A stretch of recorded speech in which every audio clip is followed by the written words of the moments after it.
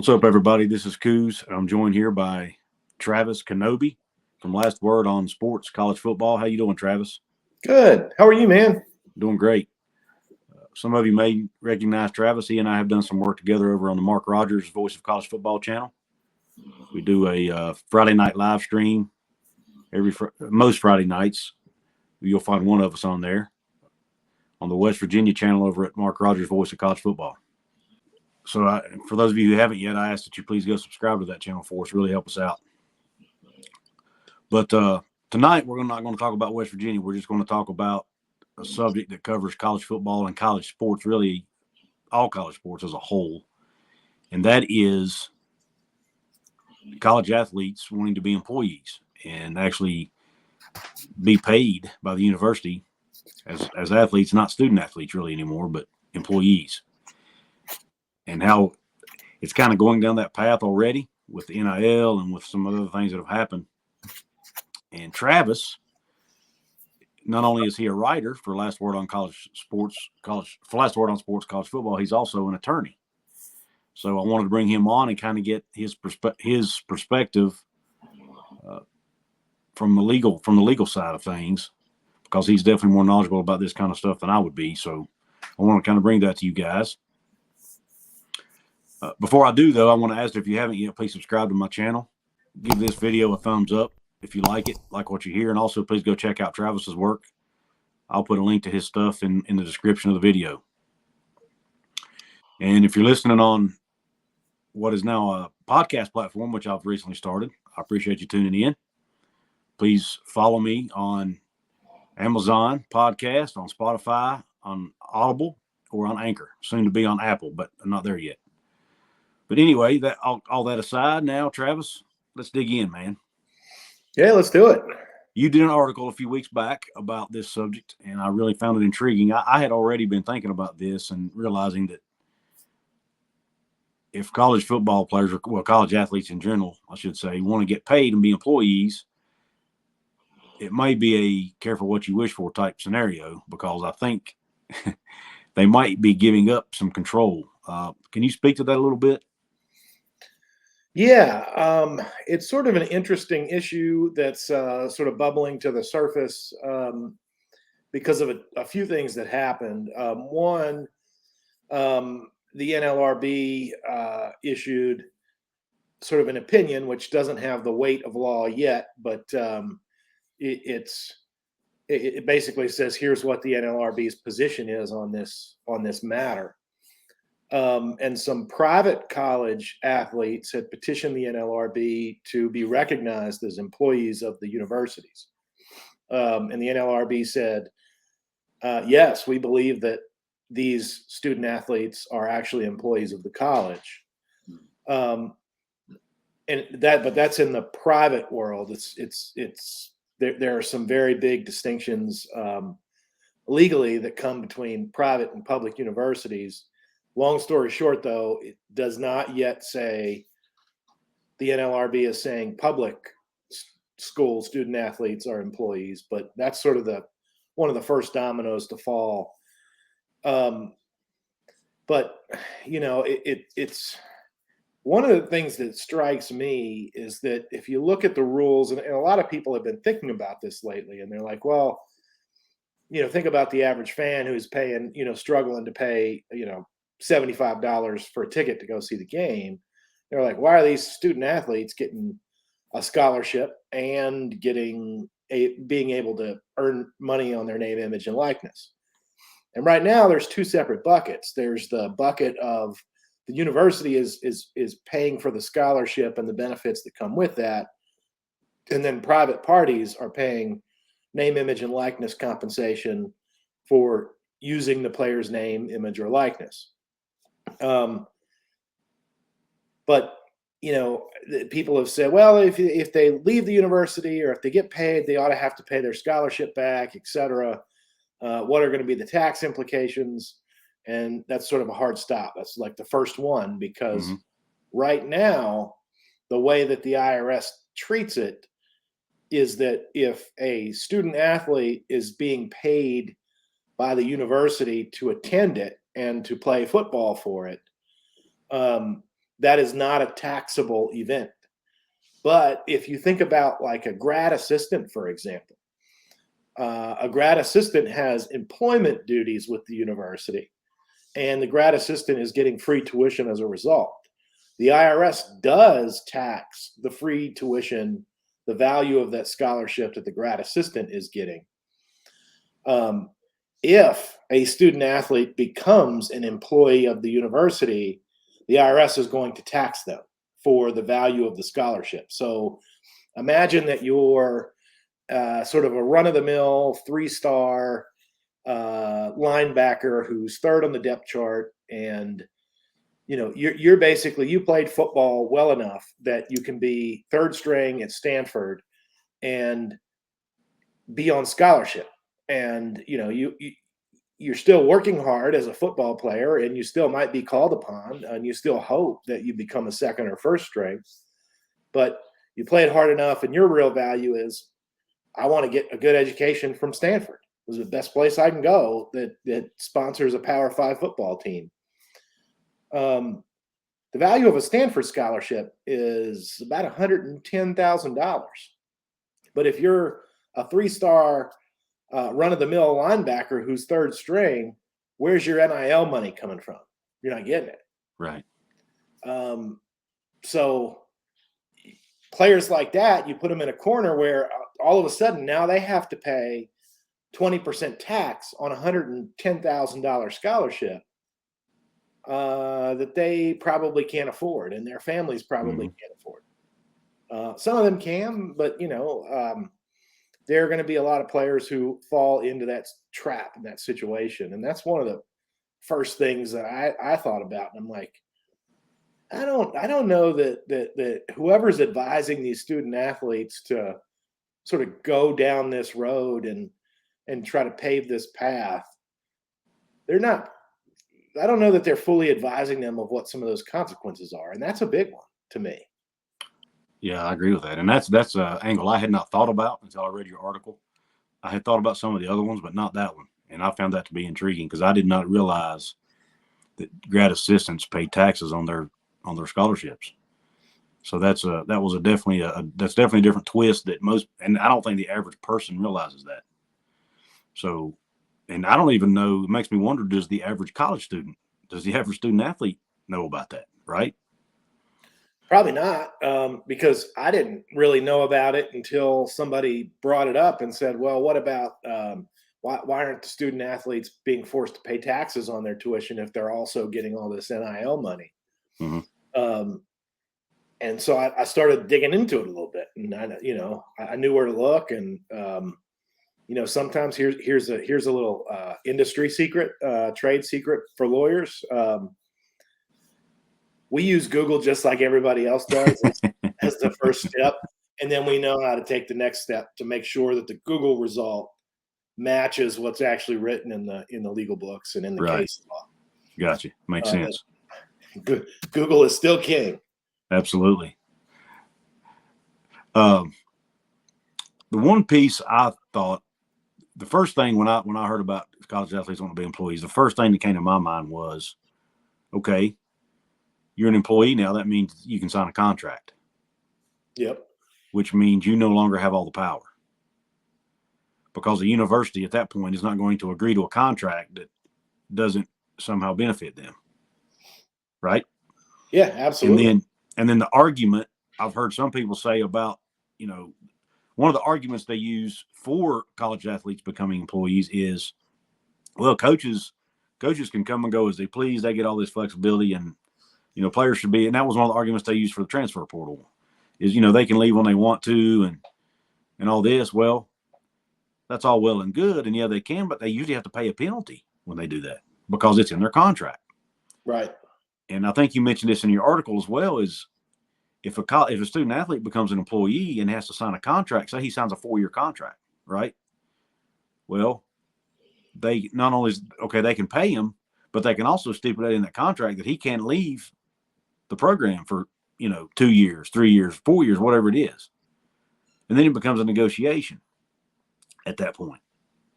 Yeah, sort of a buyout penalty. It wouldn't Correct. be as steep as a buyout for a college coach, at least not at first, but, Hmm. they could definitely insert those things in there. Exactly. So I don't know. So from that regard, I'm thinking, well, right now, student athletes can transfer pretty much as they please with no penalty. If they become an employee, then all of a sudden that may go away. So is that really what they want? And then another piece of that I was thinking about is and I think you mentioned this too, and that's the death of Olympic sports. If a college has to pay all their student athletes, number one, Title IX would come into play. Yep. They're going to have to pay everybody. They can't just pay the football players at that point, right? They got to pay everybody. Yeah, yeah, and Title IX to me, in some respects, creates a weird little um, tension between writing a law that's trying to do something that has good intentions, and you know the law of unintended consequences. As things change, that law bumps into sort of free market capitalism ideas on which the nation is based. I mean, Hmm. when you think about a lot of people make the arguments, well, men's college basketball players and women's college basketball players ought to have the same facilities and be treated the same and get the same amount of money filtered into the programs. And by and large, with the exception of 10 or 12 schools that really specialize in women's college basketball, um, where's the who makes who has more eyes on them, and who is bringing in more money. But whenever you apply Title IX, you can't look at it that way. You can't look at it from an economic, like, who's bringing in more money, they should get the bigger share. The fact of the matter is that our Congress many years ago decided that it was a good idea to say, um, we're not giving scholarships even to female athletes to, you know, do gymnastics, which is a very hard and very risky sport, or to play softball, or to play women's college basketball. Um, so good idea to allow our daughters to have participation and earn scholarships if they show athletic prowess. Hmm. Um, but in this arena in particular, you get Title IX applying to, well, now I'm paying my student athletes. That means you also, because of Title IX, you don't just pay your football athletes; you have to pay your Olympic sport athletes as well. And that adds to the equation. What if they can't? What if you're at a school who can't afford to do that? What are you going to do? They're going to drop the sport altogether, and then Yeah, as long as they, that eliminates the chance for those not only female athletes, but even some male athletes who compete in Olympic sports. They might be dropped as well. yeah, absolutely, because right now athletic departments are generally, for the most part, Power Five athletic departments. With the exception of a handful, all of them over the last 3 years have operated at a net positive. Some years they're negative, some years they're positive, but even West Virginia, that doesn't have a large donor base, has had several years in the past 5 where we've you know brought in 15-20 million dollars more than the expenses to fund the entire athletic department. So, but that $15 million, and even the Alabamas of the world are only running in the black by 20-25 million. Hmm. If you look at the cost to operate the Olympic sports and the Olympic sports facilities, and then on top of that you say, well, we have to pay these players now, and it's not just paying them, but it's also, once they become a W-2 employee, you've got to pay taxes, payroll, insurance benefits, etc., to comply with federal law and oftentimes state law. That money adds up in a hurry. So then they're like, well, Title IX says we have to have the same number of women's scholarship athletes as male scholarship athletes.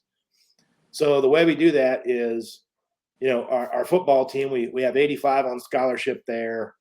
So we have to have enough sports to make up the 85 somewhere.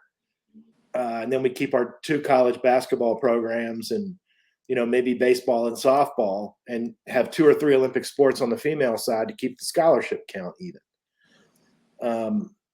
And then they cut the rest because they're not going to operate as a deficit for very long. Right. Well, they can't. Right. In a lot of places, the state government won't allow it. Right. And think about the political pressure that comes on top of that. You mean to tell me that Wisconsin? You think the Wisconsin government is going to allow a state university to operate in the red, 50, 60, $70 million a year? No way. No, not happening, because the taxpayers have to foot that bill. Right. And then they get even more angry that their student athletes are transferring and, Yep. NIL Absolutely. deals, making more money as 18-year-olds than they'll make in their entire lives. Yep. And here's another thing I thought of too, is along these lines, if you start paying athletes as employees, say you got a QB1 who's making a couple $1,000,000 a year, right? I'm just throwing out round numbers here. What's to say the university then doesn't say, okay, well, since we're paying you $2 million, you don't need a scholarship anymore, right? Because we're paying you plenty to cover that and then some. Well, then all of a sudden, it's not even amateur sports anymore; it's professional. So, I just don't. To me, we're opening up a whole can of worms here that we may never be able to close. Well, it's professional without the it's professional. It would become professional without the rules that rein in professional sports. And think about this. Like we just saw. I don't know if you're a baseball fan. I am. I really enjoy the game of baseball. For the story of it and for the the live atmosphere. Mm-hmm. Like everybody else, it's hard to watch on TV until it's the playoffs. But I do watch it. And we just saw the lockout, right? We Yes. just saw labor negotiations play out through the media. They tried to rein it in and bring it behind closed doors, but everybody's wondering, is there going to be a baseball season? So it becomes a story. The way that the Major League Players Association has been able to gain power more and more from the owners over the years and get salaries. Some think that they get paid too much, but like the owners get paid a heck of a lot more than the players do. Mm-hmm. And it used to be that the owners got paid even more percentage wise than the players did, but the players unionized, and that's how they every time they sort of rip more and more power from the owners' hands because they have a strong union. You can't have that in public college athletics, and here's why. This is like, a lot of people wouldn't think of this, but it's important, is that some states, particularly right to work states, you probably heard that phrase used in the news media over the last 5 years. Mm-hmm. But right to work states actually ban public employees from unionizing. So how can you make a union where the players are collectively bargaining for rights that are somewhat assimilated to their conditions and somewhat uniform so that there's predictability if the players aren't allowed to unionize nationwide? So you're going to have different rules governing different institutions, and it's really going to cause you to think, not just college athletics used to be amateur athletics and now it's not, because look how much money is involved in the sport or in the collection of sports. And you get to the point where you start wondering, like, yes, this is now sort of becoming at least semi-pro. And is it the best use of public dollars to essentially house semi-pro teams? Like, the two things start to become really inconsistent with each other. Because you're asking taxpayers ultimately to foot the bill, because it's the same thing that could happen with NIL when like Texas A&M just spent $100 million on the best class in history. Are they going to win championships? If they don't, is there going to be buyer's remorse? And then the market starts retracting on these massive NIL contracts. You're going to see either way, you're going to see a pullback, because then, like, at first, maybe Alabama fans are happy to foot the bill for Alabama to start paying players and make them employees. But what happens when Nick Saban retires and they go through a down period and they're 7-5 for a couple of years? How are the taxpayers going to feel then? Are they going to feel like they're getting their money's worth? Right. It's a great point. And another thing that I was just jotting down here as you were talking is we know that universities, as you just mentioned, Texas A&M with the NIL, we know that universities are going to use these NIL conglomerates or whatever you want to call them. These, even though they're not part of the school, we all know they're affiliated with them. They write language in there to make it, make it legal, but they're already using that as a recruiting tool. So what if you're a private university, say a Stanford, I guess, to use them as an example? I think they're private, right? I believe so. Well, let's just use Northwestern, because I know they're the ones. I think they were the one who had the football players come forth wanting to unionize, if I'm not mistaken, a few years back. So let's use them as an example. Say the Northwestern, all of a sudden they unionize. The private schools are unionizing. Public schools can't. Well, then all of a sudden the private schools can say, wait a minute, let's use this as a recruiting tool. You come here, you can be part of a union and get more freedoms. And then the public schools can't use that anymore. So, I mean, it's just one more thing to add disparity, so to speak, potentially add disparity into the athletics realm. Instead of everyone being on an even playing field, which is, what most fans want, at least most of us fans of mid-tier schools anyway, it could add further division. And that's just, maybe I'm overthinking it, but. Yeah, I mean, there could be some differences. I mean, there are still states that do allow, plenty of states that allow public employees to unionize. New York being an example, right? I mean, the New York Police Department is all union based. So it's not just private universities that will be able to offer students the benefits of unionization.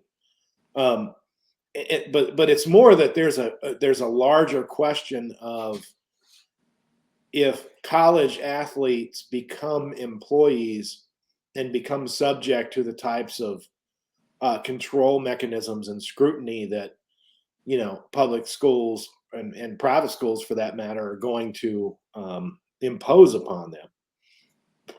Think about, like, you could be, if you're a public employee, you could be fired for saying something or doing something in the public that reflects poorly upon the institution, because the institution, just like people have the right to free speech, the institution as a whole has a right to freedom of association. So if an employee does not if an employee does not speak in a way that the institution thinks, I don't want to associate with that, they can terminate.